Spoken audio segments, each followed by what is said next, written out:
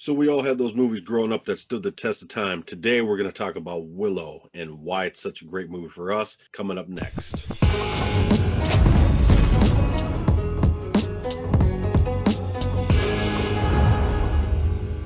Hey guys, welcome back to Chat Stew. I'm Joe, I'm Rick.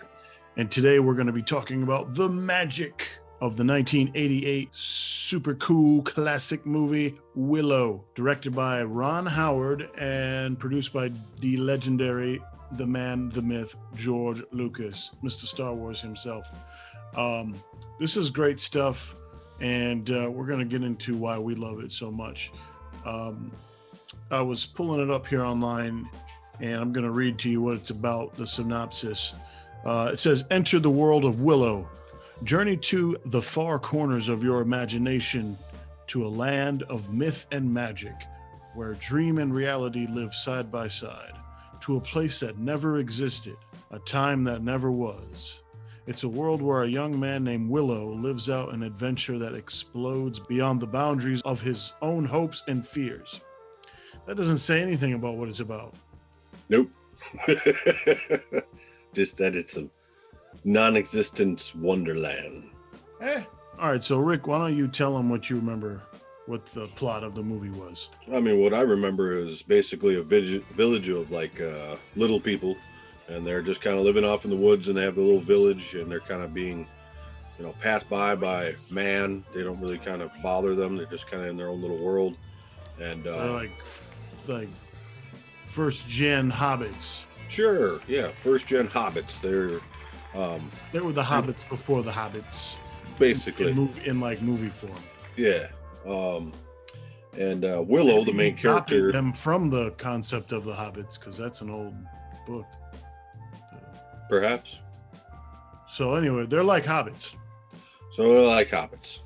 And his family, Willow, the main character, his family's out gathering stuff, and they come across a human child, a man child, and they're it all starts from there of like, what do we do with this child?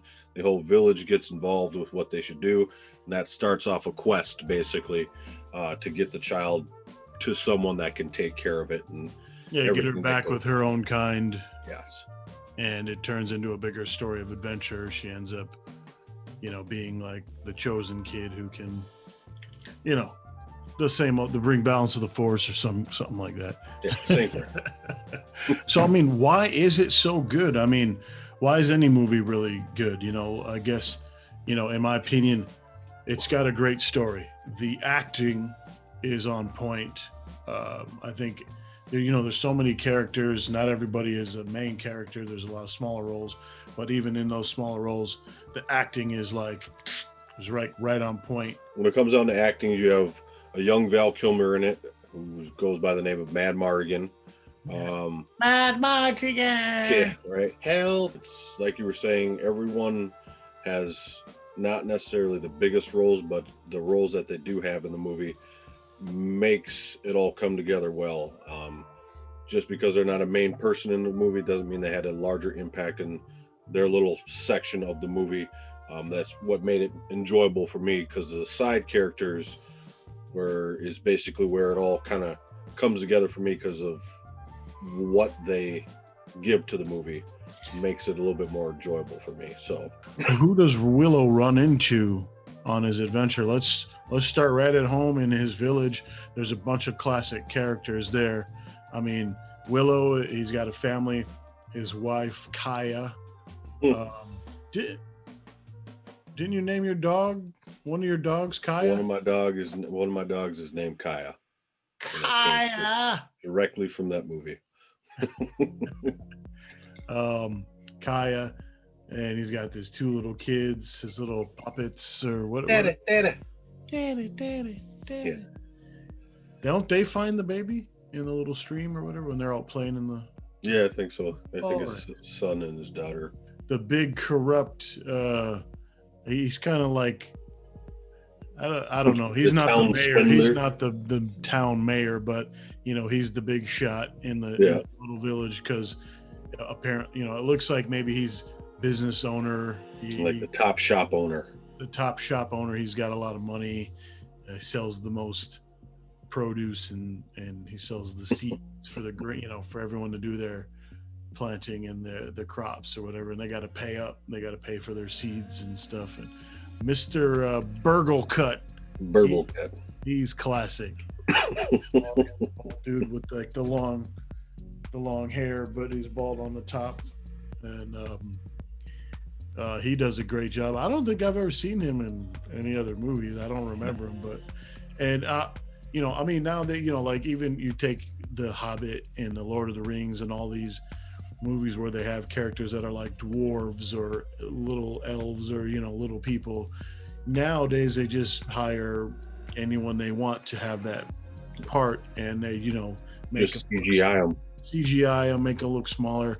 But back then, if the whole cast, the whole village were little people, and everyone was rocking, man, their parts, and you got to see a lot of people. You recognize some of them from other movies and things like that. His best friend was named Migosh. And didn't you name one of your fish, your Chinese fighting fish, Migosh? I forgot about alive? That. No. Well, didn't he live for like years? Yeah, it was like a decade ago. Yeah, but how long did he live? Like 3.5 years. A little Chinese fighting fish named Migosh. Wow, you were more influenced. Are you just like the names? Yeah, it just comes to me sitting there thinking about names, and it's just like, let's call this fish Migosh. Migosh was his super loyal best friend. He was his Samwise Gamgee. Mm-hmm. That was his Samwise. Yeah. The more I'm thinking, I'm like, man, did they could just kind of copy some of the, because Migosh ends up going with him like on his quest. Well, the town gets together, and the town wizard, who's the elder wizard, consults the bones and determines that it's the best for them to get the child back to his own kind, and he assembles a team of the villager or something, a couple of the warriors, Willow and his friend. They end up throwing Burgle Cut in there to kind of lead the expedition. And while they're on the expedition, it starts getting too dangerous, and pretty much everyone leaves except Willow and Migosh.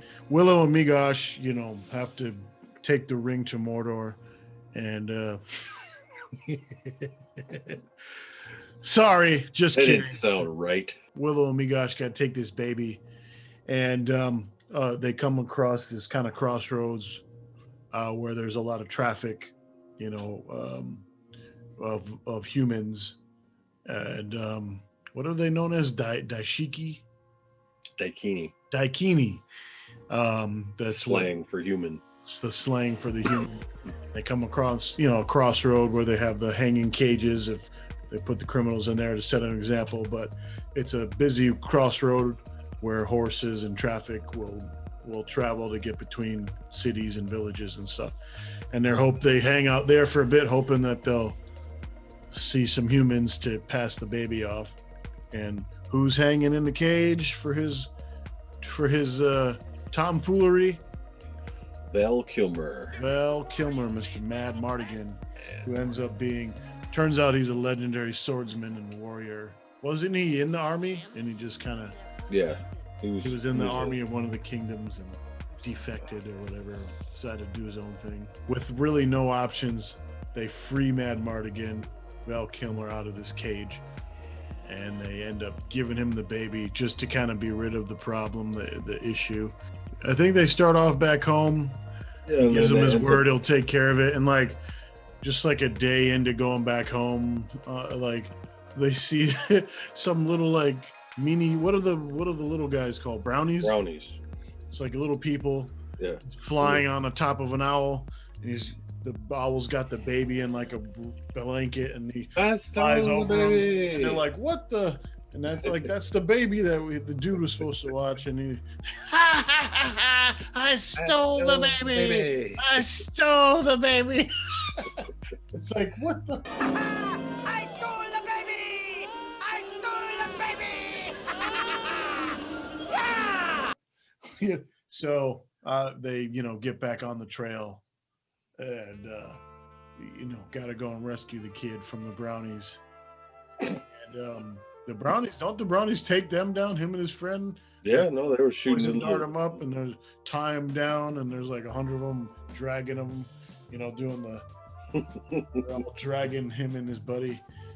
And that's the part in the story. They kind of learn that this kid is special. There's something about her. The fairy godmother of the East. It always just felt like Wizard of Oz with the good witch of the comes down. There's some good witch, I guess. I don't remember what her. I don't remember that the Brownies like served her. Yeah, I remember. And she's like, you don't know, but this baby is special. The child is tattoo right there or some crap like that. Oh, something I don't remember. Something. She's special. She's the one humans rule them and all. she chose you, Willow.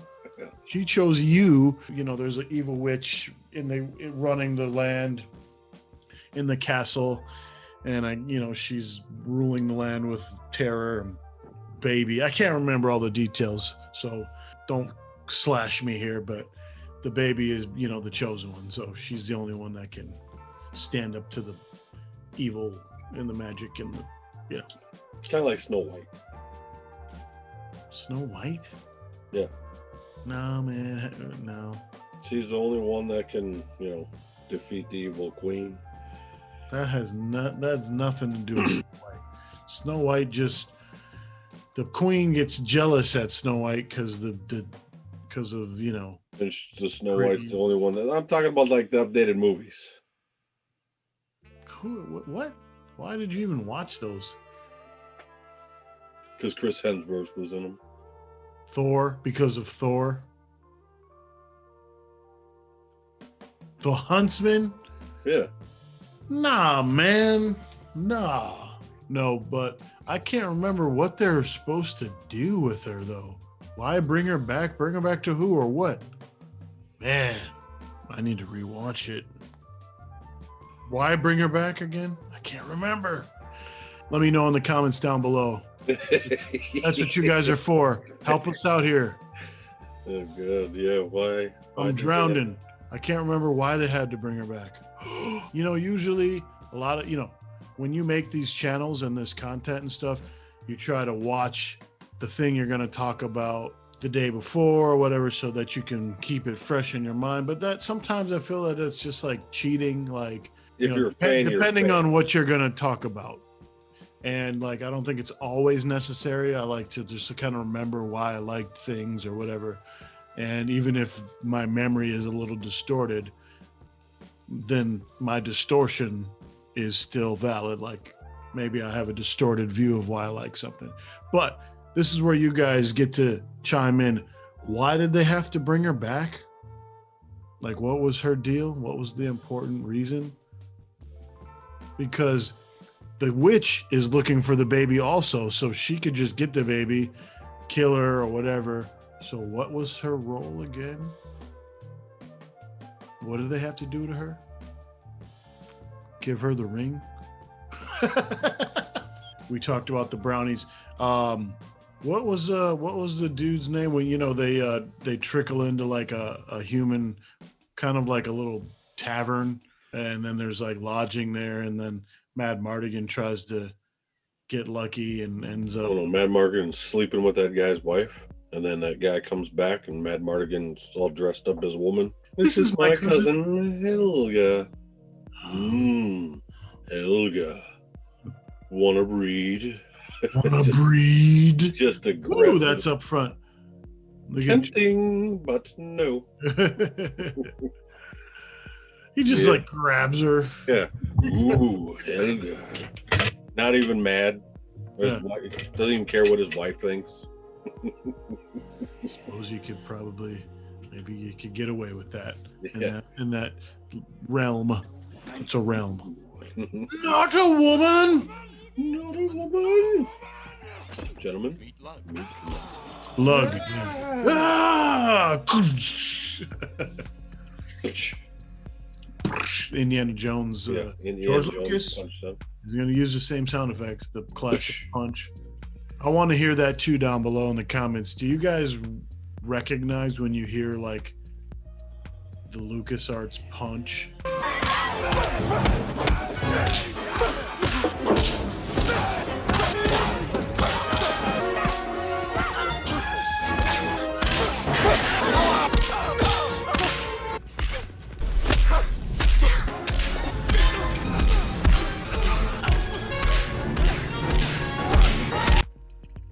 You know, the Indiana Jones punch sound effect in other movies that he's done. The classic. It's almost like three punches like stacked on top of each other. The what? The classic scream when someone falls. Yeah, but that's in hundreds and hundreds of movies. That's kind of like that's called the Wilhelm Scream. Yeah, but where do you remember it from the most? Well, yeah, you remember it from Indiana Jones's and Star Wars movies. Yeah. If you guys are, if you haven't heard of the Wilhelm Scream, you should look it up. It's a scream that's been used in probably thousands of movies when someone falls or gets hurt or gets killed. And we'll play an example of it right here.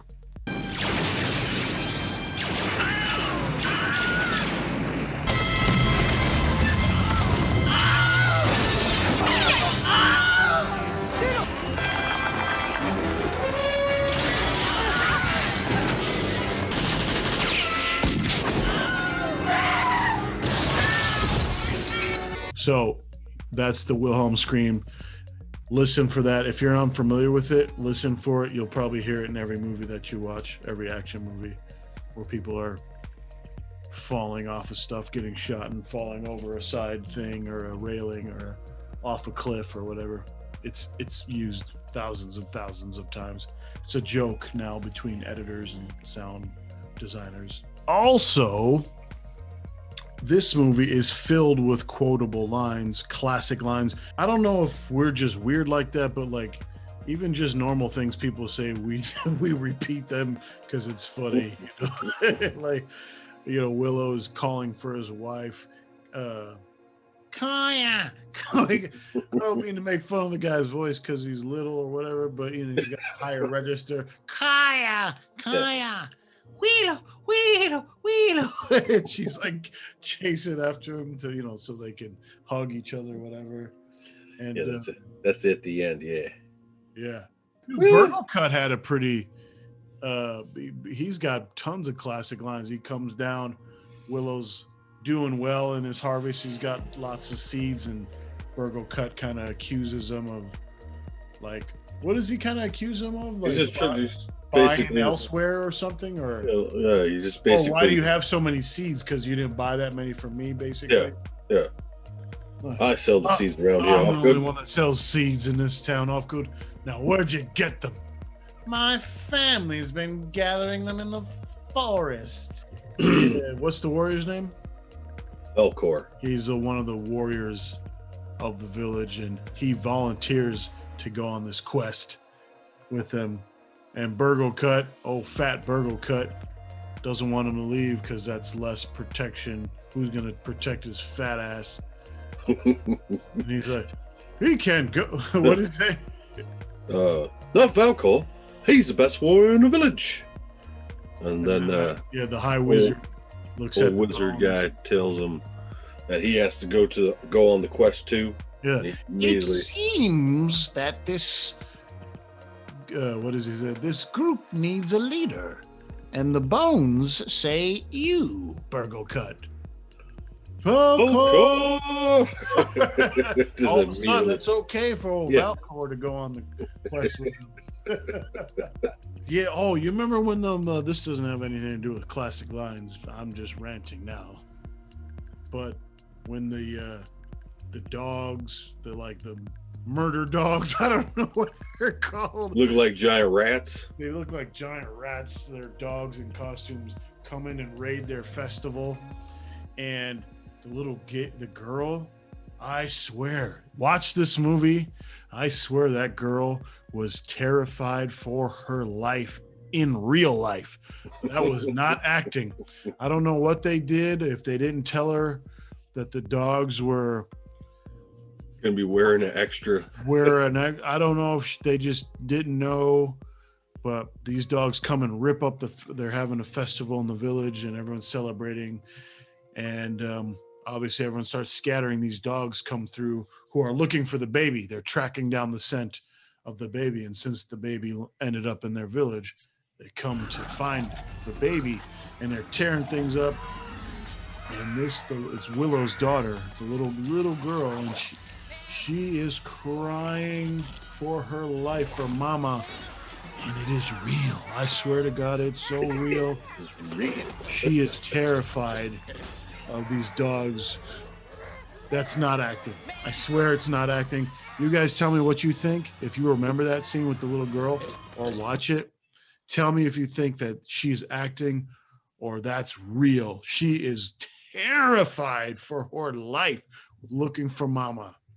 She's calling for her real mom, who was probably offset and not her mom in the. So where they pan to her where she's sitting by herself because everyone scatters, but everyone's running because the dogs are tearing like stuff up, and she's got a little doll, and she doesn't know what to do or where to go, and she's just crying, screaming for her mother because the dogs are tearing everybody up and tearing things up, and she is terrified.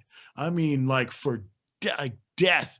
She's not acting. And it's a little kid. It is a little girl who is a little person, but it's a young girl. I don't know. They had to trick her or something, and they put these sick the dogs in there. She is terrified. It can't be acting. If that little kid is acting, then that's the best acting I've ever seen in my life. I feel whenever I see it, I'm like, oh. Poor God. Oh my God, poor child. She's so terrified. I'm like, oh my God. Someone help her. Someone go help her. And I don't get like that. I don't care really. But man, when I see that, oh, someone go help that guy, that child. So yeah, that wasn't classic lines, but yeah, then they meet Mrburgle. What's the slang word they call the little people? Pecs. Guy on the horse riding through, and they're kind of in the middle of the muddy road. That crossroad, because they're talking to him in the It shows a upward angle to show like how big people are and horses are compared to them. And the guy's just like, out of the way, Peck. Out of the way, Peck. I use that almost probably weekly. That comes out of my mouth. You say that to people? Oh yeah. In what context? Joking.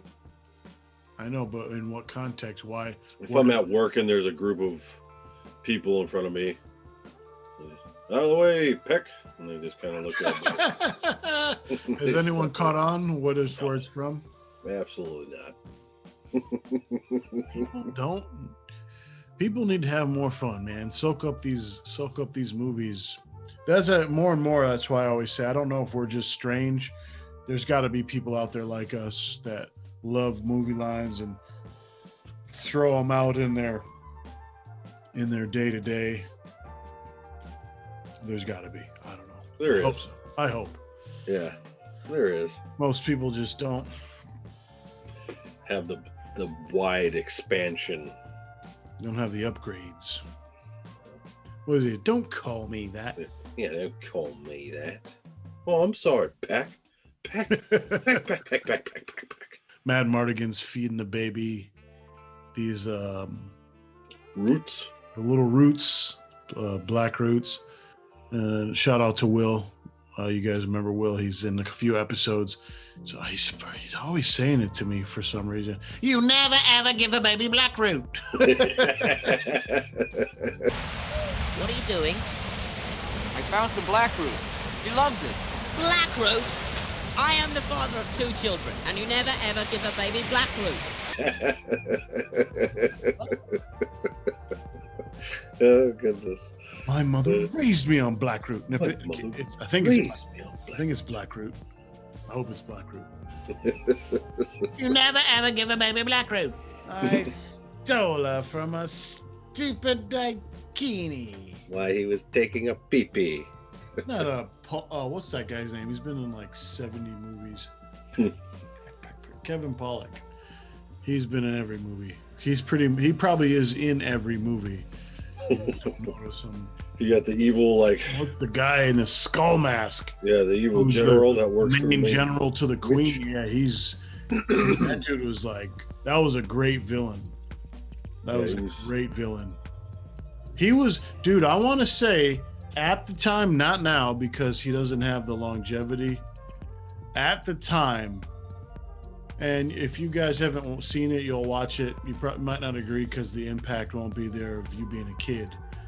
But at the time, I want to say he was as menacing and as he had the same kind of presence as like the Darth Vader, because he had the skull, mask, and the Darth Vader mask is kind of skull-ish mixed with samurai helmet, and he had that kind of like, you don't know who's the man behind the mask.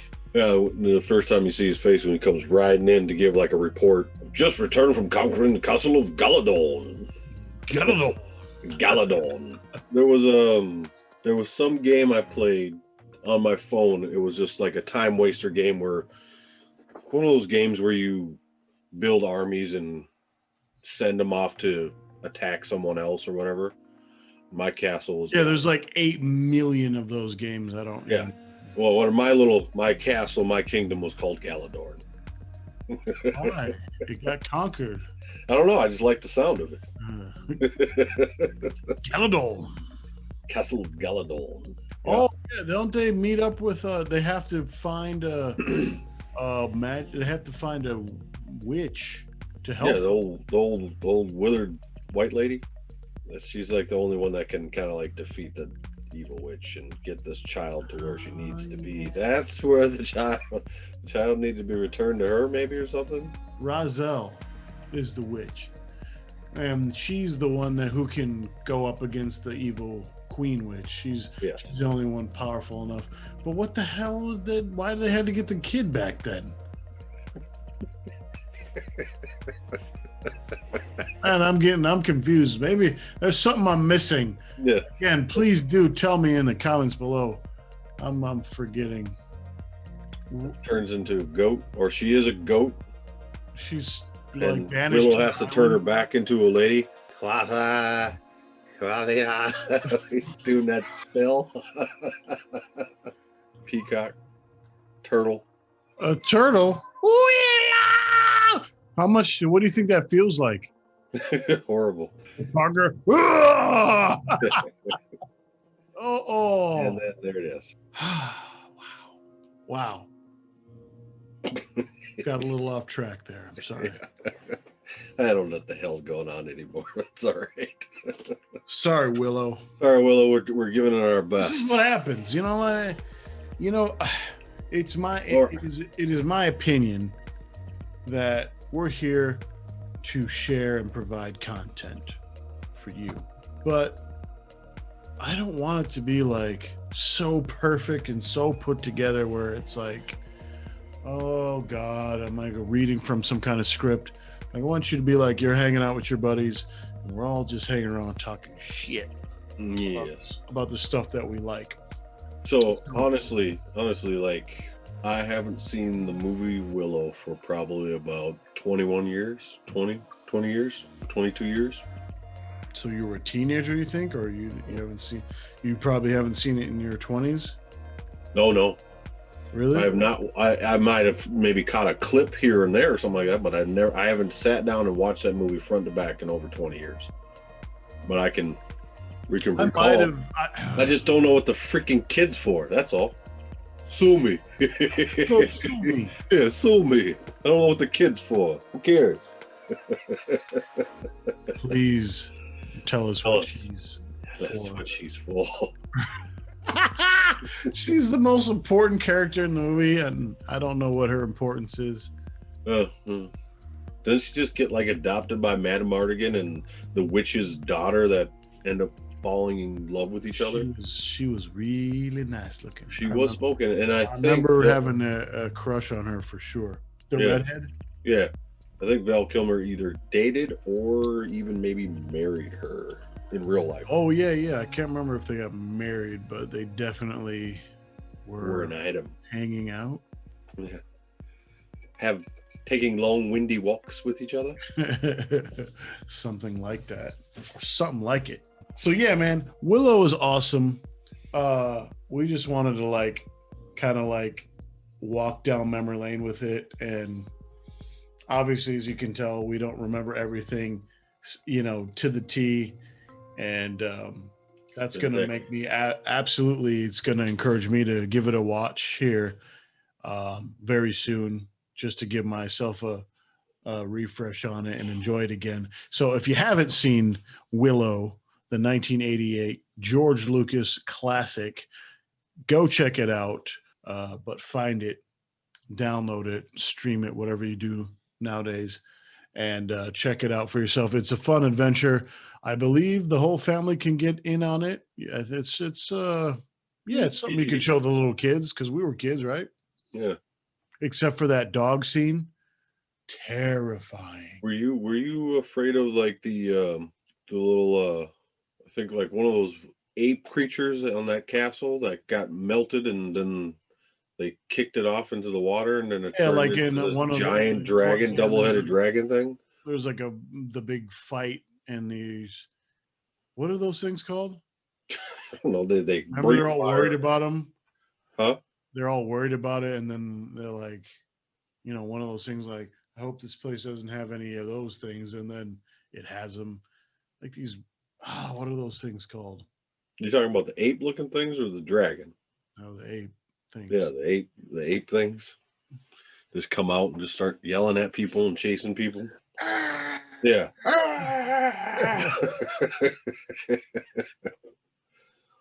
Before CGI, my friends. Stepped in the. Get him in an old gorilla costume and have him chase people around. Trolls. Just the trolls? Trolls. I hate trolls. Yeah. So they're fighting, and then one of the he hits one of the trolls with a spell from his wand, and it falls over a bridge, the side of the railing of a bridge. And I don't know what happened. I don't know if he cast the spell wrong or something, but it melts down right in front of him, and then he kicks it. Oh yeah. And the little things are these things pop out of it, look like a little alien head. Yeah. And then he kicks it into the kicks it over the side ugh! Yeah. What did I do? And it turns into this huge two-headed dragon. No, I wasn't. You said if I was scared of it.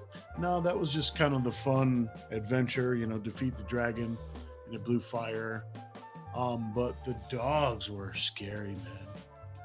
His Mad Mardigan's boy went out like a soldier. Eric? Yeah. Such a classic name. He's getting ran through. The blonde hair. The skull guy. They fight. And get stabbed. Who had the gauntlet with the sword on it? Was it Eric? Mad Mardigan eventually put that thing on. Did you take it from Eric? I think he took it from Eric, but Eric had a cool gauntlet thing, and it didn't work for him. He ended up skull guy. Darth Vader ends up mowing him down, his best bud. Win this war for me. All right, guys. Thanks for hanging out with us. It was definitely a different show for us.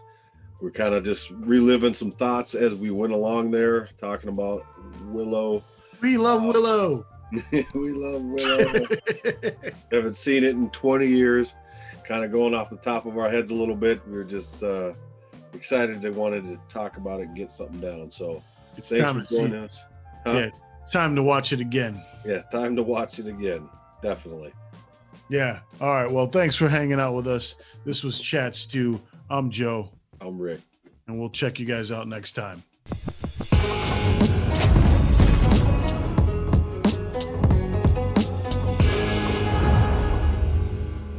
Travisham mockery. This episode is Travisham mockery. Travisham mockery. God. This is a horrible business meeting. Yeah, goodness. No. I don't shake hands. Don't wave one at me.